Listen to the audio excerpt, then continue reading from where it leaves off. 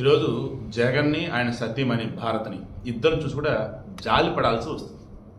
ఎందుకు ఈ మాట అన్నానంటే, భారత్కి సంబంధించి ఆమె భారతీయ సిమెంట్స్ ఉంది కదా, దానిని ఏదో ఫ్రాన్స్ కంపెనీ దీనికి అమ్మారన్నారు కదా, ఆ పేరు చెప్తూ గణేష్ గోల్డ్ తాకట్టులో ఉన్న బంగారాన్ని విడిపించి కొనబడును. సంప్రదించండి 9966511144.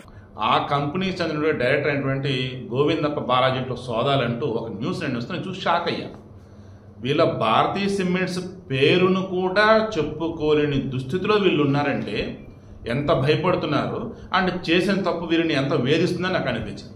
ఎందుకు ఈ లిక్కర్ స్కామ్ ఏదైతే ఉందో, మద్యం ముడుపులు ఏవైతున్నాయో మొత్తం అటు తిరిగి ఇటు తిరిగి అయితే తాడేపల్లి ప్యాలెస్కి వచ్చే లేదా భారతీయ సిమెంట్స్ కంపెనీ నుంచి ఎటు వెళ్లాల్సిన అటు వెళ్ళిపోయినాయి అన్నమాట.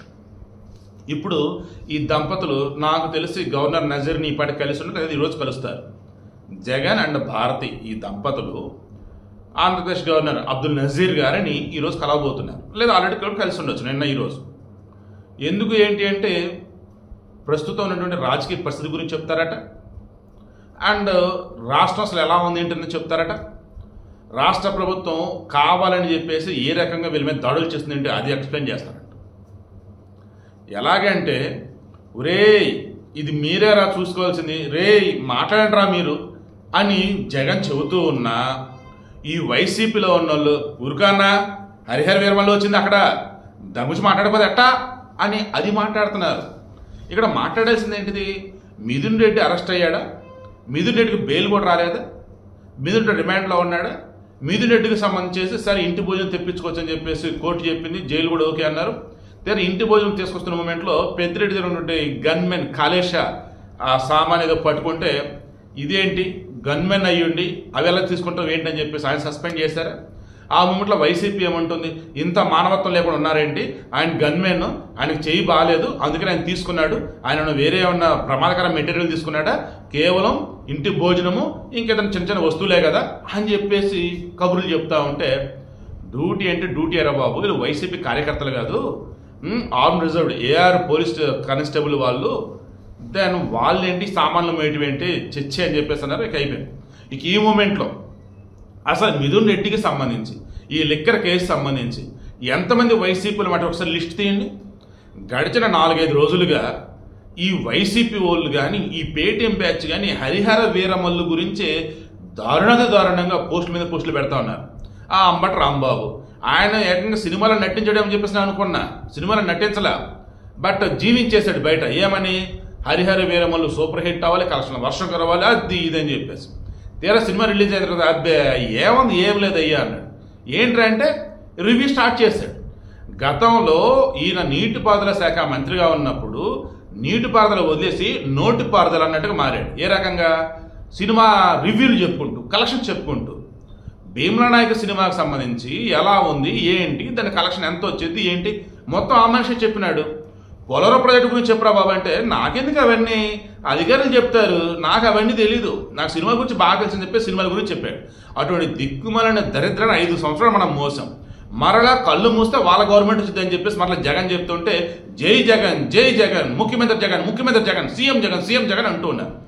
ఈ వీడియోలో నేను చెప్పదలుచుకుని తెలుసా, బేసిక్ సెన్స్ లేకుండా ఒక పార్టీలో ఉన్నామంటే ఆ పార్టీకి సంబంధించి ఎవరి మీద కేసులు నమోదైనా, ఎవరి మీద పోలీసులు దాడులు చేస్తున్నారన్నా, లేదు ఎక్కడన్నా ఏదైనా విచారణ జరుగుతుందన్నా, సోదాలు జరుగుతున్నాయన్నా, ఎందుకు చేస్తున్నారు, వీళ్ళు తప్పు చేశారా లేదా, ఇది కదా నువ్వు మొత్తం బయట పెట్టాలి. అలా పెట్టకపోగా, కనీసం దాని డిస్కషన్ రానికపోగా, ఈ టీడీపీ వాళ్ళు కావచ్చు, జనసేన వాళ్ళు కావచ్చు, పోలీసు వాళ్ళు కావచ్చు, ఏవైతే డీటెయిల్స్ బయటికి చెప్తున్నారో అవి చూసి సైలెంట్గా ఉన్నారు.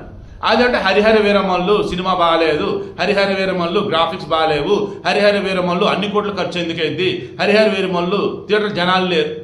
ఏంద్రా ఇదంతా స్వామి. ఏపీకి సంబంధించి చంద్రబాబు నాయుడు పెట్టుబడులు ఎంత తీసుకొస్తున్నాడు అది డిస్కస్ చేయి. వైసీపీ హయాంలో డెవలప్మెంట్ జరిగింది అది డిస్కస్ చేయి. వైసీపీ హయాంలో సంక్షేమ పథకాలు ఎంతమందికి అందింది డిస్కస్ చేయి. ఇప్పుడు కూటమి హయాంలో ఎంతమంది సంక్షేమ పథకాలు అందుతుంది అది డిస్కస్ చేయి. రాష్ట్రంలో వచ్చేసి ఈరోజు నిరుద్యోగులు ఎంతమంది, నిరుద్యోగ వృత్తి ఏమైంది డిస్కస్ చేయి. ఇలా చెప్పుకుంటే పనికొచ్చే అంశాలు ఒక్క డిస్కస్ చేయరు. మరలా కళ్ళు మూసుకుంటే జగన్ పరిపాలన వచ్చేది, చంద్రబాబు నాయుడు 3 ఏళ్ళు అయిపోతాడు, దిగిపోతాడు, పిచ్చిగా ఏది పడుతుంది నోటికి ఏది వస్తుంది కూస్తూనే ఉన్నారు. ఇప్పుడు కూడా అండి ఆల్మోస్ట్ జగన్ అయితే తల పట్టుకుంటున్నాడు, ఏందిరా బాబు మీరు ఏం మాట్లాడాలి ఏం మాట్లాడుతున్నారని చెప్పేసి. మిథున టాపిక్ మీరు క్రాస్ చెక్ చేయండి. ఎవరైనా మాట్లాడింది, ఏమని మాట్లాడారు అసలు? ఉప ముఖ్యమంత్రి ఆనాడు నారాయణ స్వామి అనుకుంటా, ఎక్సైజ్ శాఖ మంత్రి కూడా ఆయనే. నువ్వు మాట్లాడని చెప్పేసి పెద్దిరెడ్డి ఆయన అంటూ ఉంటే మీరు మాట్లాడండి సార్ అన్నాడు. తిట్టాడండి, నీకు బుద్ధి జ్ఞానం లేదా, నువ్వు ఉప ముఖ్యమంత్రి అప్పట్లో అని చెప్పేసి. అప్పుడు ఆ మనిషి మాట్లాడాడు, వీళ్ళు ఇంతే కదా, వీళ్ళ రెడ్లు మాత్రమే నెత్తిన పెట్టుకుంటారు, లేదంటే పక్కన పెట్టుకుంటారు, మిగతా రాని మాటలు అనేస్తారు, అయినా సరే మళ్ళీ వాళ్ళకే ఓట్లేస్తారు. ఈ నారాయణ స్వామి ఐ థింక్ ఎస్సీ మాలా మాదిగ సామాజిక వర్గం, పాపం ఆయన ఏ మాటగా ఆ మాట ఒప్పేసుకున్నాడు. ఏమని? డిజిటల్ వేలో అంటే స్కాన్ చేసి కార్డులతో ఈ పేమెంట్స్ అన్నప్పుడు మొత్తం అప్డేటెడ్ ఉండేది, అది మొత్తం లెక్కలోకి ఉండేది. ఆ డిజిటల్ పేమెంట్ వద్దని చెప్పిన మాట వాస్తవమే మధ్య కొనుగోలు విషయంలో. ఇది ఒక్కటే మాత్రం నాకు తెలిసి జరిగింది. ఇక మిగతాది వచ్చేసి నాకేమి తెలియదు, సిట్ ఏది అడిగితే ఆన్సర్ చెప్తాను అని చెప్పేసి అన్నాడు. అదేమంటే కావాలని నన్ను మా పార్టీ వాళ్ళు ఇరికిద్దామని చూస్తున్నారు, అసలు ఎంత దారుణం మీద అని చెప్పేసి మాట్లాడున్నాడు. సో ఆనాడు ఎక్సైజ్ శాఖ మంత్రి నాకే సంబంధం లేదు, చేసినంత వేరేవాళ్ళు అని చెప్పేశాడు. తీరా క్రాస్ చెక్ చేస్తుంటే ఆనాడు అసలు రైల్వే సైడ్ నుంచి వచ్చినటువంటి వాసుదేవ్ రెడ్డి కనిపిస్తున్నాడు డిప్యుటేషన్ మీద. ఆ తర్వాత గతంలో ఎక్సైజ్ శాఖలో పనిచేసినటువంటి సత్యప్రసాద్ సమ్మెవరో పాపం ఆయనకి కన్ఫర్ట్ ఐఏఎస్ ఇప్పిస్తని చెప్పేసి ఆయన బలి చేశారు. ఇలా చెప్పుకుంటూ పోతే ఒకళ్ళ ఎదురండి బాబు, అసలు సంబంధం లేని వేరే వేరే డిపార్ట్మెంట్ వాళ్ళు పట్టుకొచ్చి ఈ లిక్కర్ స్కామ్ని ఇరికించి పడేశారు. అండ్ ఐఐటీలో చదివిన వాళ్ళు, ఐఏఎంలో చదివిన వాళ్ళు వాళ్ళని పట్టుకొచ్చేసి ఈ హవాలా దానికి వాడేశారు. ఈవెన్ మధ్యలో ఉన్నటువంటి బంగారు షాపులను వాడేశారు. ఏ కంపెనీలకి అయితే బయట సేల్స్ ఉన్నాయో వారిని సైతం బెదిరించి ముడుపుల సొమ్ము లాక్కున్నారు. ఈ డబ్బును వచ్చేసి మొత్తం 7 డెన్నుల్లో పెట్టేసి అటు ఇటు మార్చేశారు. ఈ చెవిరెడ్డి భాస్కర్ రెడ్డి వచ్చేసి అసలు ఆ మందు వల్లే మా ఫ్యామిలీ చిన్నాభిన్నం అయిపోయింది, అటువంటి మందు కేసులు నన్ను ఇరికించారని చెప్పేసి ఆయన ఏడుస్తాడు.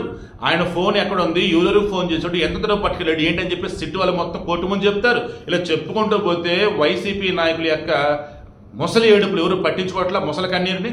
అండ్ జగన్మోహన్ రెడ్డి వచ్చేసి ఎవరన్నా సబ్జెక్ట్ గురించి మాట్లాడతారని చెప్పేసి ఈ మనిషి చూస్తుంటే ఎవరు మాట్లాడకుండా మొన్నేమో భీమా నాయక్ గురించి మాట్లాడి, ఈరోజు హరిహర వీరమల గురించి మాట్లాడి వైసీపీ నిట్ట నిలువునా ముంచేస్తున్నారు. ఏమని?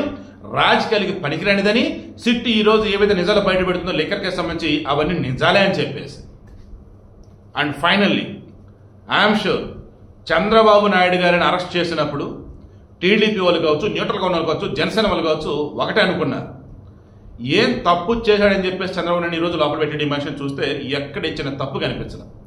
కోర్టుల ముందు కూడా రిమాండ్ అంటున్నప్పుడు కూడా చంద్రబాబు గారు ఇది జ్యుడిషియల్ రిమాండ్ తప్ప మిమ్మల్ని ఖైదీగా చేయట్లేదని చెప్పేసి వాళ్ళు, ఎందుకు వాళ్ళకి తెలుసు ఈయన తప్పు ఏమీ లేదు, ఎందుకంటే ప్రూఫ్లు కనిపిస్తున్నాయి, ఏం ప్రూఫ్ కనిపిస్తుంది తప్పు ఏమీ లేదని. బట్ ఈరోజు అలా కాదు, జగన్ అరెస్ట్ చేయిస్తే సింపతి అన్నది ఎక్కడ రావద్దు. జగన్ కావచ్చు, జగన్ భార్య భారతం కావచ్చు, దంపతులను కూడా అరెస్ట్ చేస్తే ఎన్నాళ్ళకి ఏపీ పట్టిన పీడ విరగడైందని చెప్పేసి సామాన్యుడు అనుకోవాలి అన్న వేళ పక్క ప్రూఫ్లు సాక్ష్యాలు మొత్తం తయారు చేసి పర్ఫెక్ట్గా లీగల్ ఫార్మాట్లో, కోర్టు ఫార్మాట్లో, ఈవెన్ ఆయన ఎమ్మెల్యే ఉన్నాడు కాబట్టి ఈవెన్ అసెంబ్లీ స్పీకర్ దాకా ఒకవేళ ఆ విషయం వెళ్ళినా ఇబ్బంది రాకుండా పక్కాగా అన్ని రెడీ చేశాకే ఆ తర్వాత జగన్ అరెస్ట్ చేస్తారని నాకైతే అనిపిస్తూ ఉంది. ఇప్పుడు జగన్ తర్వాత ఆ పార్టీ నడిపించేది ఎవరు అన్నది మన తర్వాత మాట్లాడుకుందాం.